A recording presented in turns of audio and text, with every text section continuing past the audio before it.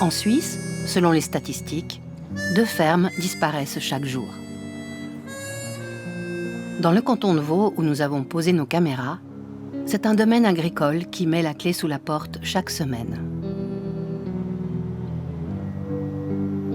Derrière ces chiffres inquiétants se cache une réalité peu connue, la transmission souvent difficile du patrimoine agricole.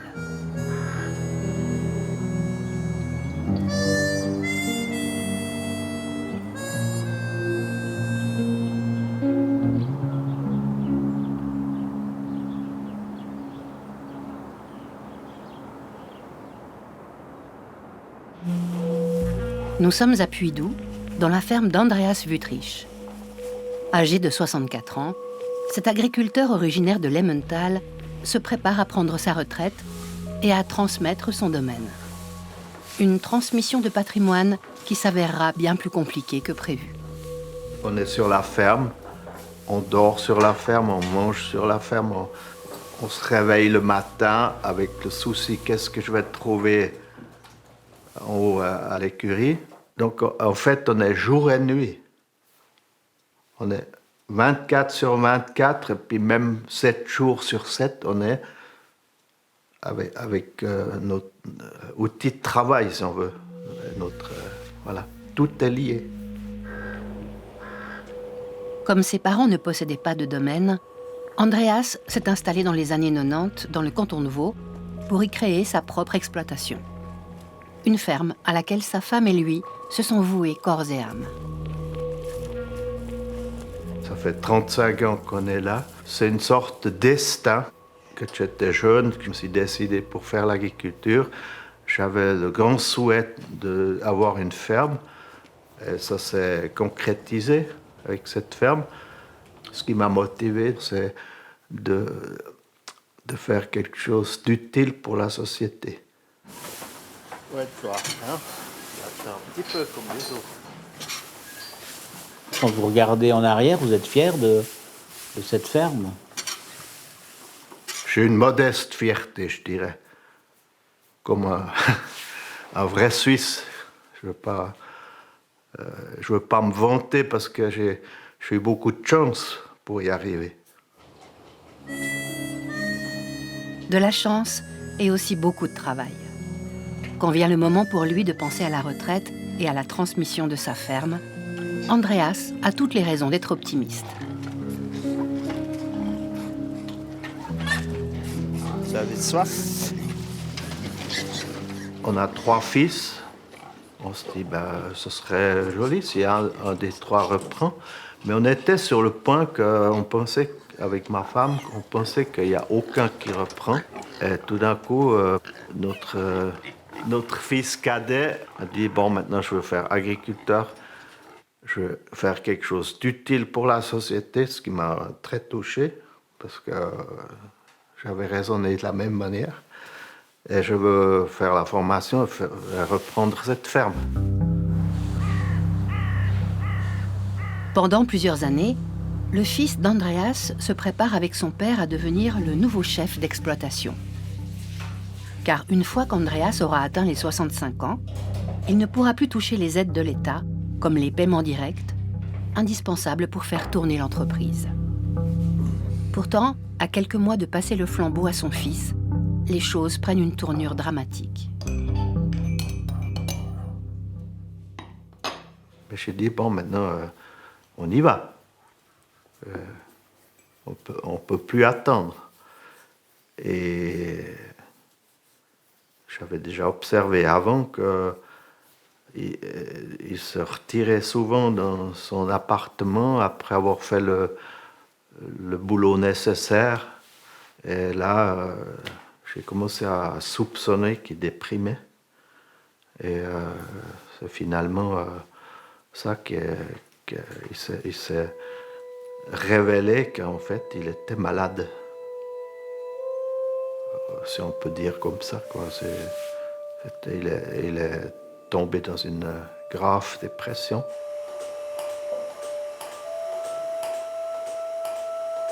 Il culpabilisait beaucoup parce qu'il s'était engagé à reprendre cette ferme et de le dire, mais je ne peux pas.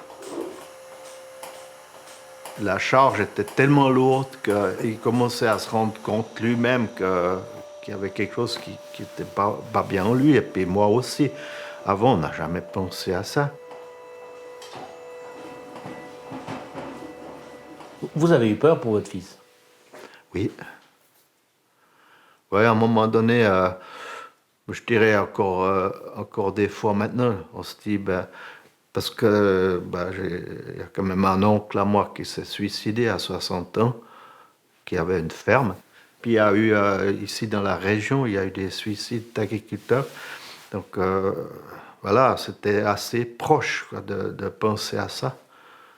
Et il y a eu des moments de peur, quoi.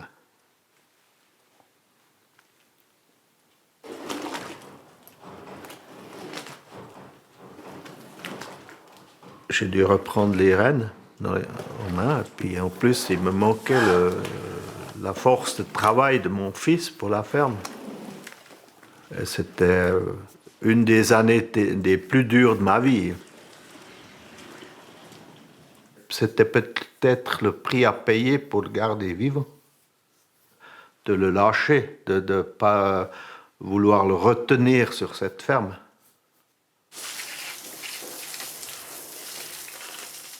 Andreas doit protéger son fils et aussi assurer l'avenir de l'exploitation.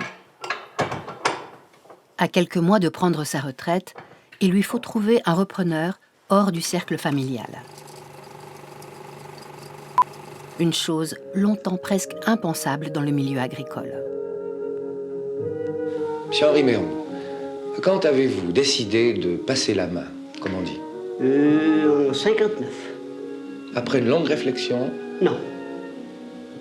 Pas même. J'estimais que le fils est assez grand pour prendre. L'image de la ferme familiale transmise à l'un ou l'autre enfant du chef d'exploitation serait-elle en train de disparaître?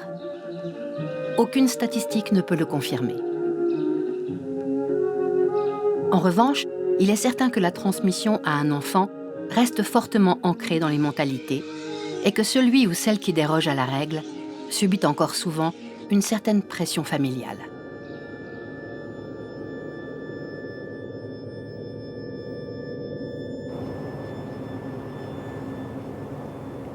La plupart des enfants d'agriculteurs que nous avons approchés n'ont pas voulu s'exprimer devant nos caméras. Preuve que la question de la transmission du patrimoine hors de la famille est un sujet délicat, presque un tabou. Fils de paysan à la Brévine, Yann, lui, a choisi de témoigner. Ah oui, tu vois, c'était dans les années 90, ça, avec ma grande sœur, vers les petits veaux. Ah oui. Ça a beaucoup changé, hein. Oui. Vous êtes encore attachés, hein, les petits veaux. Ouais, c'est ça. Hein. Les moutons Ouais. ici.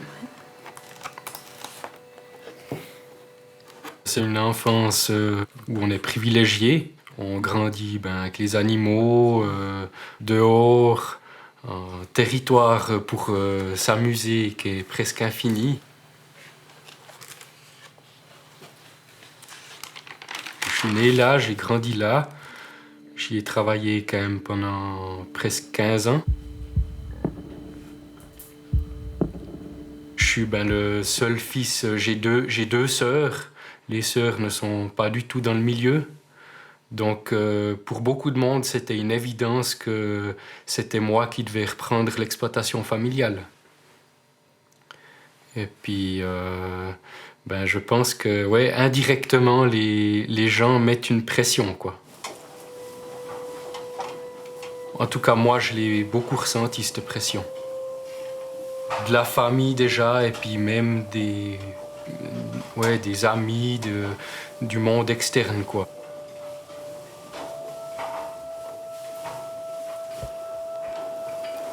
C'est mes parents qui m'ont transmis cette passion.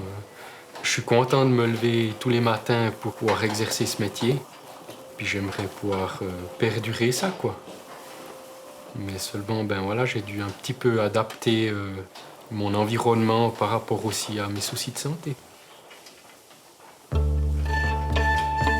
Aujourd'hui, Yann et sa compagne travaille comme employé agricole sur l'exploitation familiale.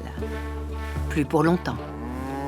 Pourtant, cette exploitation, ils pensaient la reprendre avant qu'un événement ne vienne bouleverser leur projet. Infecté par une tique, Jan souffre de la maladie de Lyme. Il ne se sent plus assez solide pour prendre la direction de la ferme. Une 60aine d'hectares, plus de 100 bêtes. L'exploitation s'accorde mal avec sa condition physique. D'un côté, on pensait reprendre, puis de l'autre côté, de la part de Jan, ça avançait pas en fait. Et puis un jour, moi je me rappellerai toujours, je me suis dit maintenant il va falloir crever l'abcès parce que il faut poser cette question. Et moi je lui ai vraiment demandé, mais tu veux reprendre ce domaine? Vraiment, t'as envie de le prendre?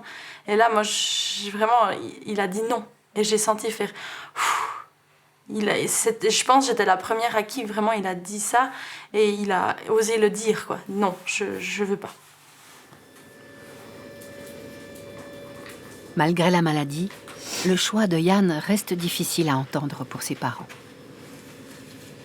Ils l'ont accepté, mais peut-être qu'ils ont de la peine à comprendre, quoi. Parce que pour eux, j'étais capable. C'est, je pense, une des plus grosses décisions que j'ai prises dans ma vie. En sachant aussi le travail aussi qui a été accompli par mes parents. Voilà, je suis aussi fier de ce qu'ils ont pu construire et puis réaliser. Et puis, ça fait un peu mal de laisser tout ça, quoi. C'est vrai que je sens que j'ai déçu mes parents, quoi. Et puis, ça fait mal, quoi. Pour les enfants qui ne reprennent pas l'exploitation de leurs parents, il est parfois difficile d'échapper au sentiment de culpabilité. Car la question de la fidélité à l'entreprise familiale est souvent au cœur des transmissions de ferme. Claude-Alain Gebhardt a marché sur les traces de ses ancêtres en reprenant le domaine familial. Aujourd'hui, avec son épouse, il est à la tête d'une solide entreprise agricole sur les Hauts-de-Morges. Je pense que c'est une histoire de loyauté au travers des générations, parce que aussi bien pour mon épouse que pour moi, cette décision de reprendre 2 petites fermes familiales qui étaient destinées à disparaître dans la logique économique du moment, dans les années 90, eh bien, ça a été quand même une volonté de respecter les générations précédentes qui ont travaillé, qui ont souhaité les conserver, et ainsi, au fond, honorer la mémoire de nos grands-parents, de nos arrière-grands-parents qui y ont travaillé. En revanche, parmi la nouvelle génération, aucun des 3 enfants du couple Gebhardt n'a souhaité reprendre l'exploitation du domaine. Ça m'a un peu contrarié parce que ça aurait été un peu plus simple qu'on puisse cadrer dans le programme officiel, je dirais. On aurait eu moins de difficultés à résoudre cette transition. Mais d'un autre côté, de devoir faire un métier qu'on n'a pas envie de faire parce qu'il y a une pression familiale, une pression économique. C'est presque un sacerdoce, je veux dire, parce qu'il y a des sacrifices, il y a des contraintes.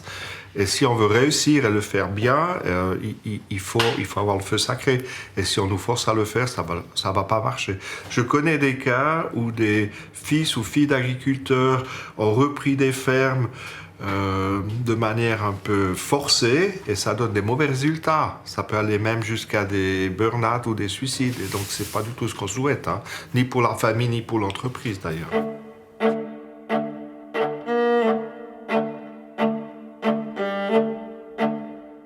Je comprends que mes enfants ne souhaitent pas prendre cette charge, parce que c'est vraiment une charge très importante.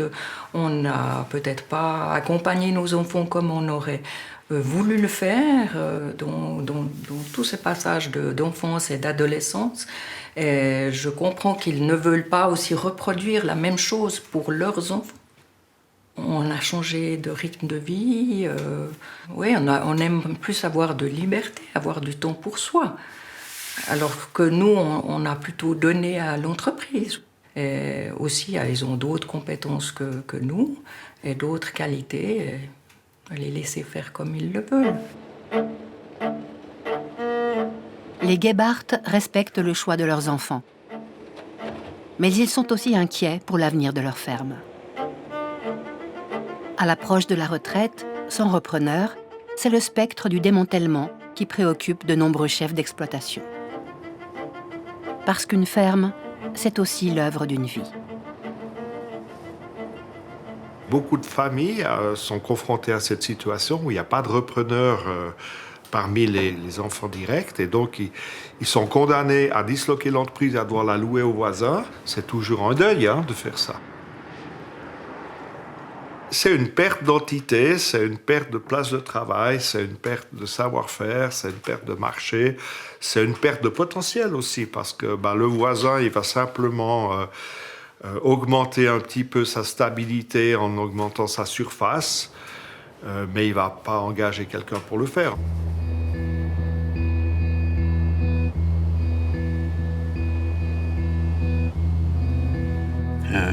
Là, ça arrêtait, là, ça arrêtait. Ici, une là, là. Enfin, il y a toujours des animaux, mais c'est exploité dans un autre village. Ça fait 10 où c'est plus des habitants du village qui exploitent. Et Minon, viens. Installé à Villers-Zel, à la frontière des cantons de Vaud et de Fribourg, Luc Rossier a vu disparaître de nombreuses fermes autour de lui. Luc est veuf. Il n'a pas d'enfant. À la retraite, il vit modestement de l'AVS et de la vente du lait d'une dizaine de vaches qu'il a gardées sur la ferme. Pas question pour lui de voir disparaître son domaine et de trahir sa vision du monde agricole. C'est le changement qui est rude. C'est qu'à présent, les villages, on ne voit plus personne. Avant, on traversait le village, dans toutes les maisons, il y avait quelqu'un. À présent, on ne voit plus personne. Tout le monde travaille à l'extérieur. Ça vient... froid, si on veut. À présent, on pousse les exploitations à être toujours plus grandes pour que ça tourne. Mais ça fait l'effet boule de neige un peu. On s'agrandit, donc il faut investir toujours plus gros. Donc le plus, c'est s'acheter du boulot, Ouais, il me semble, à mon avis, que ça va contre contre la qualité de vie aussi.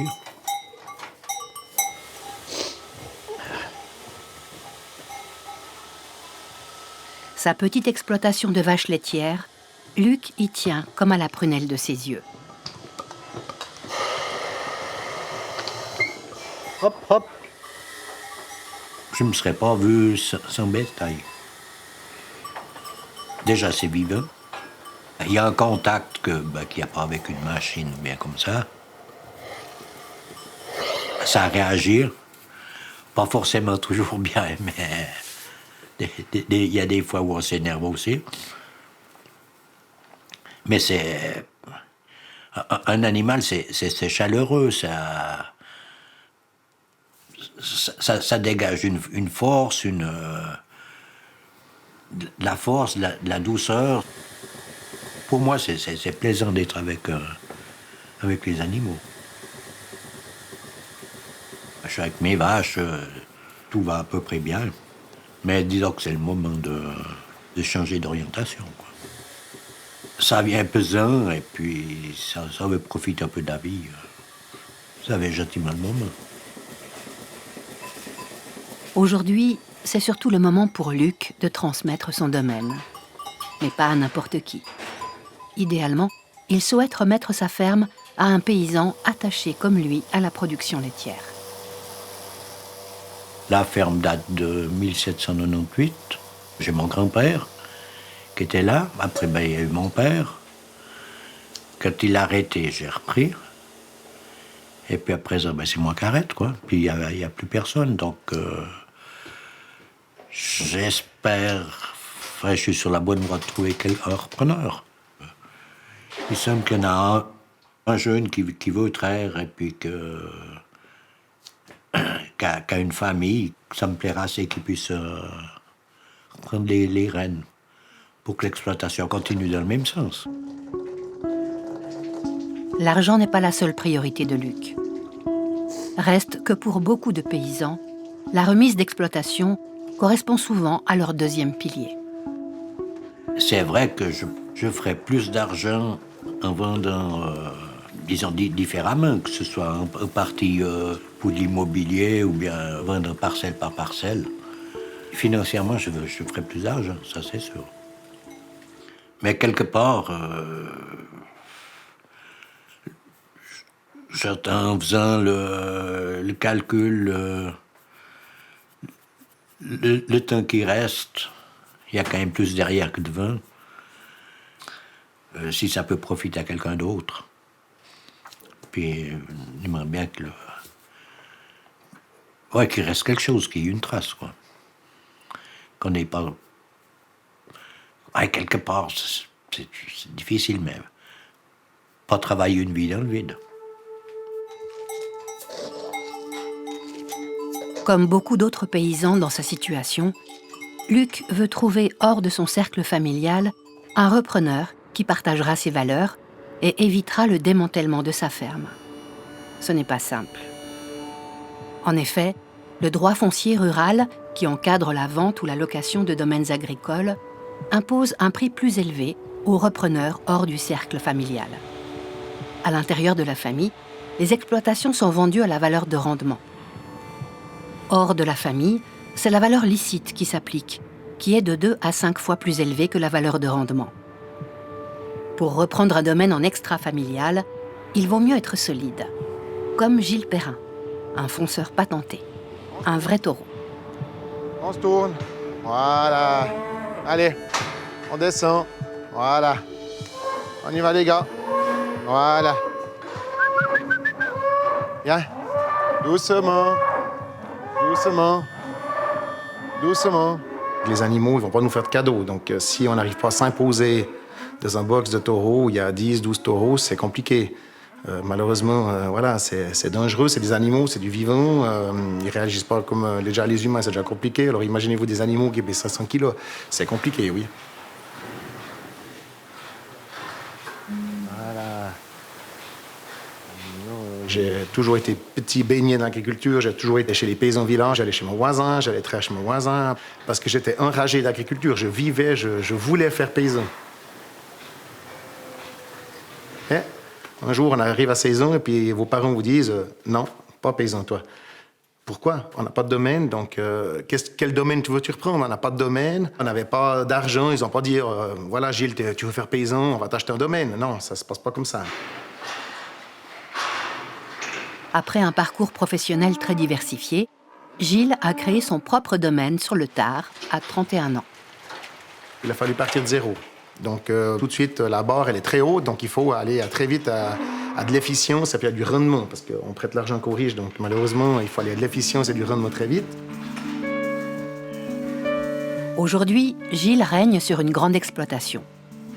Il y élève notamment des taureaux, des centaines de bêtes. S'il s'est étendu, c'est aussi en gagnant la confiance d'autres agriculteurs dont il loue ou rachète des terres. Des paysans parfois sans repreneur au sein de leur famille. En général, le propriétaire terrain va choisir à qui il va louer. Souvent, c'est... Alors, il n'y a pas que l'argent, mais il y a l'émotionnel, il y a les gens qui travaillent, ils disent, voilà, lui, il travaille bien, il a choisi, lui, il travaille comme nous, on a toujours travaillé, donc on va plutôt louer à quelqu'un qui va travailler comme la personne, lui, voudrait voir, finalement, le reflet de celui qui loue, de ce qu'il a fait de sa vie avec son terrain. Il ne veut pas mettre des œillères quand il se promène au bout de ses champs, il veut absolument pouvoir regarder comme si c'était lui qui les cultivait. Le fait de s'étendre peut aussi créer des tensions parmi les agriculteurs qui veulent s'agrandir, car les terres sont rares. Aujourd'hui, le gâteau, il est donné. Aujourd'hui, vous avez un gâteau, c'est les terres agricoles en Suisse. Si un paysan arrête dans un village et puis qu'il y a 10 paysans, il coupe 10 tranches, ben, tout le monde a une tranche. Quand il y en a un qui vient se greffer, ça fait 11 tranches, ben, tout le monde est un peu moins content. Ou bien quand il y en a un qui prend une plus grosse tranche, ben, ça peut faire un peu... Ça peut être compliqué. Oui, j'aime bien m'étendre parce que c'est ma philosophie. Moi, j'ai des copains qui veulent pas forcément s'agrandir parce que ça leur va bien comme ça. Ils veulent pas d'ouvriers, ils veulent pas d'autres soucis. Moi, c'est un peu de ma philosophie. J'aime bien avoir un peu plus de surface. J'aime bien avoir de l'efficience, j'aime bien avancer, mais c'est pas le cas de tout le monde. C'est personnel. Gilles assume pleinement son ambition, mais il sait aussi rester lucide.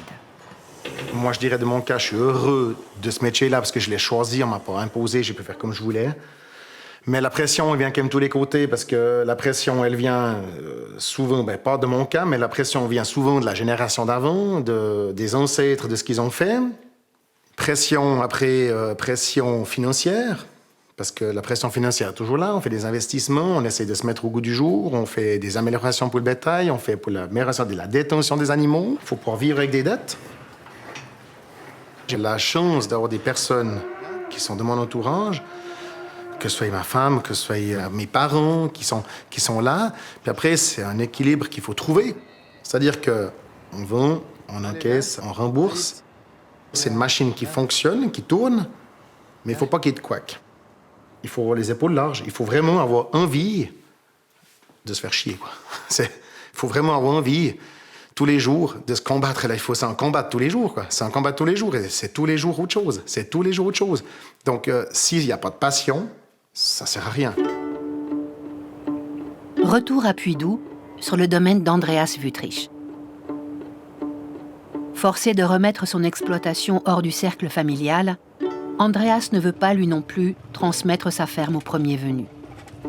Pour des raisons à la fois émotionnelles, mais aussi politiques.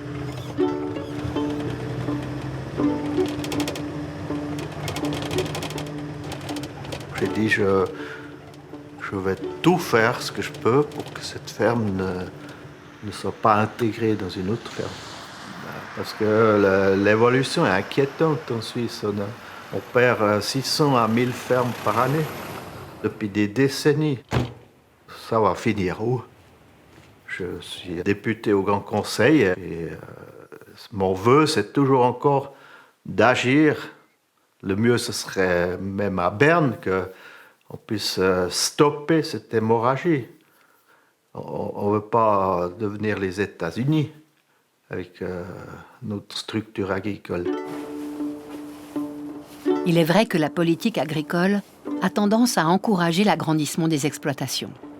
Car plus les domaines sont grands, plus ils sont rentables et plus les paysans touchent d'aides publiques sous forme de paiement direct. Andreas veut résister à sa manière à cette tendance. J'ai dit, ben là j'ai quelque chose en main où je peux décider dans quel sens ça doit aller. On entend maintenant qu'il y a beaucoup de non-agriculteurs, même de citadins qui font la formation agricole, qui sont motivés de faire l'agriculture. Et après, ça se corse parce qu'ils ne trouvent pas de ferme. C'est les voisins qui reprennent tout ça, puis ils s'agrandissent et tout. Et puis là, on a de l'autre côté des gens qui seraient motivés à le faire, et puis ils ne trouvent plus. Et puis ils se contenteraient de petites fermes comme la nôtre, diversifiées, bio. Donc ça, c'était ma première pensée. Quand je savais qu'il fallait trouver quelqu'un d'autre, je me suis dit, ben, c'est à des gens comme ça que je souhaiterais remettre la ferme.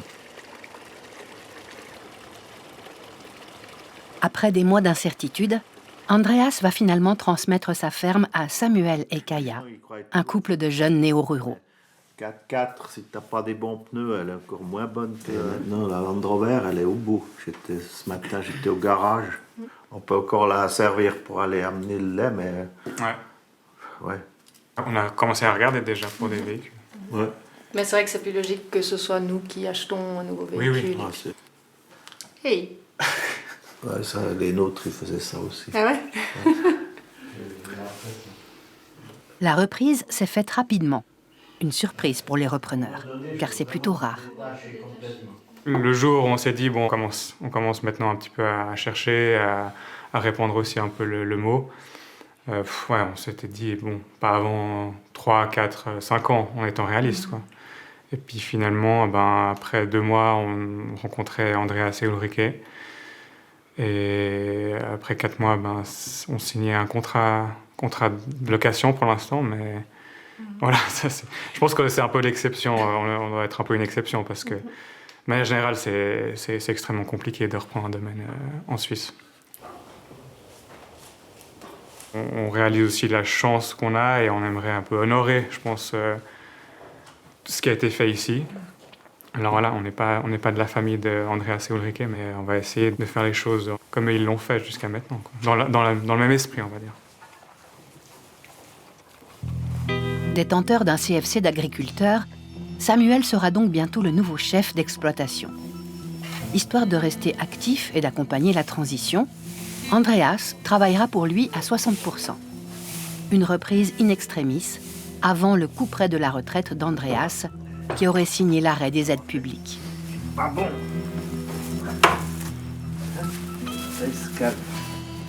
Là, combien c'est? 74. Tu vois? J'ai pris 1 kilo depuis la dernière fois. Il va être bon, hein, mardi. Il n'y a peut-être pas 80 kilos, mais... Je ne veux pas arrêter de travailler. J'ai toujours dit, mon deuxième pilier, il est là, si j'ai la santé. Mais voilà, cette vie quand même un peu tendue, avec tous sur le dos, j'aimerais bien pouvoir m'en décharger. J'essaye de me préparer aussi à ça. Maintenant, ça arrive que je dis, mais maintenant, tu fais comme ça, comme je dis, mais à partir du 1er janvier, je te dirai plus rien. Je te laisserai faire. Mais c'est tous les jours que je marche, je me dis, mais il a fait ça comme ça. Je me dis, mais tu diras plus rien. Tu le laisseras faire. Et j'espère que j'y arrive.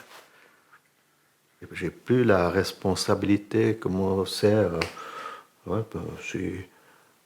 Si c'est le bordel là-dedans, faut que...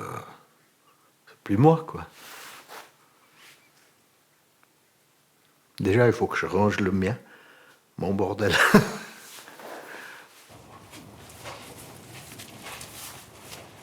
Visiblement rassuré, Andreas n'en reste pas moins un peu inquiet quant à l'avenir de la ferme. Au niveau santé, je l'ai vécu avec mon fils. Je vois maintenant comment l'être humain est fragile. Donc il n'y a rien qui me garantit que ça marche. Mais il reste qu'à se vouer à l'optimisme. En la confiant à des repreneurs extra-familiaux suite à la dépression de leur fils, Andreas et son épouse Ulrike ont évité le démantèlement de leur exploitation. Après une année de transition difficile, c'est le soulagement qui l'emporte sur l'inquiétude. Là, je remercie notre fils qu'il a démontré tout de suite qu'il ne pouvait pas porter cette ferme, que c'était hors de sa capacité. En fait, aujourd'hui, t'en veux pas du tout à ton fils. Non. Non, je l'ai aussi dit, il culpabilisait beaucoup, mais j'ai dit, mais on peut toujours changer d'avis dans sa vie. C'est comme ça. Encore.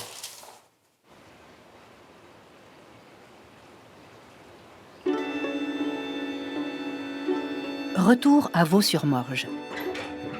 Après des années passées à rechercher en vain un repreneur, Claude-Alain Gebhardt et son épouse ont finalement opté pour une solution inédite.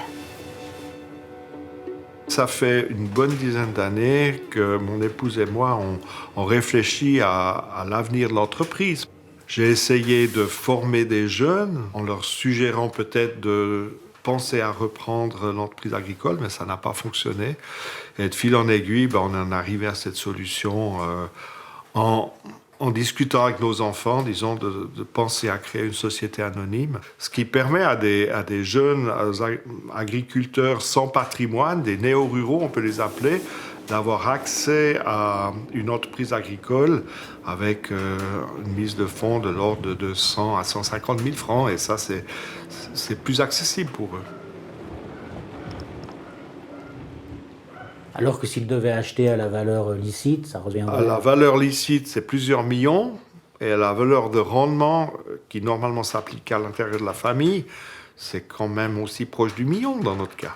Voilà. À travers cette société anonyme agricole d'un nouveau genre, les Gebhardt, eux aussi, ont voulu prolonger le travail d'une vie. 40 ans. Oui. C'est vrai que je ne souhaitais pas qu'elle soit dilapidée, et puis je suis vraiment heureuse qu'on puisse la partager, la faire continuer. Ce travail, il a une valeur. Ça nous donne une reconnaissance et même peut-être une récompense, disons, pour tout le travail qu'on a fourni. Cette organisation en société anonyme permet aujourd'hui à 2 jeunes agriculteurs de la région de prendre les rênes de l'entreprise agricole. Les Gebhardt restent propriétaires du domaine et continuent de vivre sur place. C'est aussi une manière pour eux de garder la main au cas où un de leurs enfants souhaiterait reprendre la direction de l'entreprise. Rien n'est détruit. Tout est encore possible. S'ils souhaitent par la suite intensifier leur travail agricole parce qu'ils en ont marre d'enseigner ou de faire autre chose, le choix est toujours ouvert. Face au risque de démantèlement des exploitations familiales, à chacun sa solution. Aujourd'hui, le couple Gebhardt peut enfin souffler. Allez. Oh. 7. En Suisse, les producteurs de lait sont parmi les plus touchés par la disparition des fermes. Avec des coûts en hausse et des prix qui baissent, notre pays perd des centaines d'exploitations laitières chaque année. La moitié d'entre elles ont ainsi disparu depuis le début des années 2000. Attention, attendez, je vais vous mettre un petit peu plat. C'est inéductant, mais c'est pas la faute aux paperasseries comme il y en a qui veulent faire croire. C'est le prix qui n'est pas équitable. C'est pour ça qu'on est dans le marasme. Hein. Puis il y en a tous les jours, il y en a 2 ou 3 carrettes d'agriculture. Que ce soit un producteur de lait, un céréalier, ou bien un qui finit et puis qui n'a pas de repreneur. Mais je veux dire, si on avait un litre de lait à 1,20 franc, mais il y aurait la file pour prendre nos fermes. C'est la première revendication que le paysan doit faire, c'est le prix du lait industriel. Agriculteur au Mont-sur-Lausanne, infatigable militant, André Muller est un pionnier de la vente directe. Il est quant à lui plutôt soulagé que ses héritiers ne reprennent pas le domaine. J'ai deux garçons et une fille, donc ils ont tous un métier, et puis je voulais pas les lancer dans ce métier, parce que je veux dire, travailler pour perdre de l'argent tous les jours, il n'y en a pas beaucoup qui le feraient, disons. C'est un peu les mettre sous pression, puis les impacter au niveau financier durant toute leur vie. Donc, quand on travaille, il faut au moins qu'on couvre nos frais de production, ce qui n'est pas le cas dans l'agriculture actuellement, disons. Encore actif à 70 ans, André va bientôt passer la main à un voisin, désireux de se lancer lui aussi dans la production laitière. Je ne veux pas travailler toute ma vie, hein. Plus de 50 ans de travail, je pense que ça suffit, quoi. J'aime bien ce métier, ça c'est sûr. Mais je veux dire, des fois, j'aimerais même me reposer, quoi. Donc, mais non, voilà. On va passer les clés à quelqu'un d'autre, puis j'espère que ça ira très bien pour lui. Je serai un petit peu là quand même pour le guider un petit peu. Après, le repreneur se débrouillera par lui-même, hein, chacun a sa façon de travailler. Voilà. Yeah, viens là. Toujours propriétaire du domaine, André et son épouse ne sont pas pressés de vendre leurs terres. Car malgré son pessimisme sur l'avenir de la profession, André semble lui aussi laisser la porte ouverte à une reprise de la ferme au sein de la famille. Oui, petits-enfants, c'est clair. Alors après, on verra. Hein. Pour le moment, il n'y a rien qui se présente au portillon, disons. Ils fréquentent tous un petit peu, et puis voilà. Après, ils ne sont pas mariés, rien du tout. La vie décidera autrement. Pourquoi pas, ça c'est sûr. Je pense que la terre agricole, on doit la garder, puis c'est l'héritage de nos enfants. Hein. On ne doit pas la dilapider.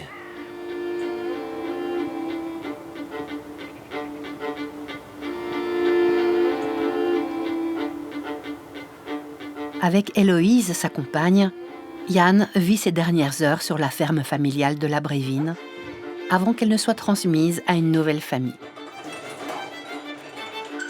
Ça fait un peu bizarre. Chaque travail, on se dit, voilà, c'est la dernière fois qu'on fait ça. C'est clair, il y a un petit peu d'émotion qui remonte, quoi. Mais c'est mon propre choix et puis je suis OK avec ça, quoi. Mais ça laisse pas indifférent, quoi. Les sentiments de Yann sont partagés, même s'il assume aujourd'hui pleinement d'avoir renoncé à reprendre la ferme de ses parents. On n'a pas choisi le chemin tout tracé et puis la simplicité en décidant de ne pas reprendre le domaine familial. Nous, après, on est des gens qui sommes aussi assez perfectionnistes. Et puis c'est vrai qu'en reprenant le domaine familial avec mes soucis de santé, on aurait dû peut-être aussi faire certaines concessions sur nos valeurs. Et puis, pour moi, c'était pas envisageable. Nous, ce qui nous manquait, je pense, le plus, c'était de faire un travail et puis, en fait, pas avoir le temps d'apprécier. Parce qu'il y a une liste de tâches à faire qui est longue. Et puis, en fait, on ne peut pas prendre de temps. Parce que si on s'arrête sur quelque chose, les heures de la journée diminuent et puis les tâches se font pas. Et je pense que ça, c'était quelque chose qui pesait aussi un petit peu parce que c'est aussi agréable quand on fait un bon travail de pouvoir en profiter. Aujourd'hui, Yann et Héloïse sont à la recherche d'une exploitation aux dimensions plus modestes. Ils sont bien conscients des sacrifices qu'ils vont devoir consentir pour y arriver. On sait que c'est pas les mêmes conditions de reprise, quoi. On avait des conditions plutôt favorables dans la famille avec la valeur de rendement. Maintenant, on sait qu'on va jamais retrouver ça, quoi. Mais on va se donner les moyens pour y arriver, quoi. Gilles Perrin s'est donné les moyens de créer sa propre entreprise agricole, très éloignée du modèle de la petite ferme d'antan. Mais au final, lui aussi a fait de son exploitation un domaine familial. Aujourd'hui, mes parents sont fiers de ce que j'ai accompli parce que finalement, ma maman vient tous les jours à l'écurie, elle aime bien venir voir les veaux. Mon papa vient toujours donner un petit coup de balai là, une petite vis ici, un petit truc qui manque, c'est mon papa qui fait. Et ils sont heureux de venir à la ferme. Ils sont heureux du parcours accompli, quoi. Il a pris quoi pour mettre du bois? Il a loué Roger et Bonhomme. Mon gamin, ça me fait plaisir quand il vient avec moi, ça me fait plaisir quand je le vois conduire le tracteur, ça me fait plaisir. La première fois que je l'ai vu, qu'il était tout seul dans le champ, on a presque une larme à l'œil parce qu'on se dit que finalement, on a réussi à transmettre quelque chose, finalement une passion, quoi. Parce que pour moi, c'était une passion. La grande différence par rapport à beaucoup de gens du monde agricole, c'est que moi, j'ai pas cette obligation patriarcale, familiale, de dire « tu reprendras ». Moi, je l'ai fait par passion. Donc c'est vrai que de voir aujourd'hui mon gamin qui aime bien ça, on se dit que finalement, on a peut-être quelqu'un qui va reprendre. Quoique si mes enfants ne voudraient pas reprendre, voilà, ça me dérange, je ne serais pas malade avec ça, ça me dérangerait pas, je voudrais juste qu'ils soient heureux dans ce qu'ils font. La question de la relève est essentielle, car d'ici 10 ans, en Suisse, près de 50% des chefs d'exploitation partiront à la retraite. Et alors que le nombre de néo-ruraux en quête de terre ne cesse d'augmenter, l'accès aux exploitations agricoles hors du cercle familial reste encore difficile. Au risque, à terme, de sonner le glas des petites fermes familiales.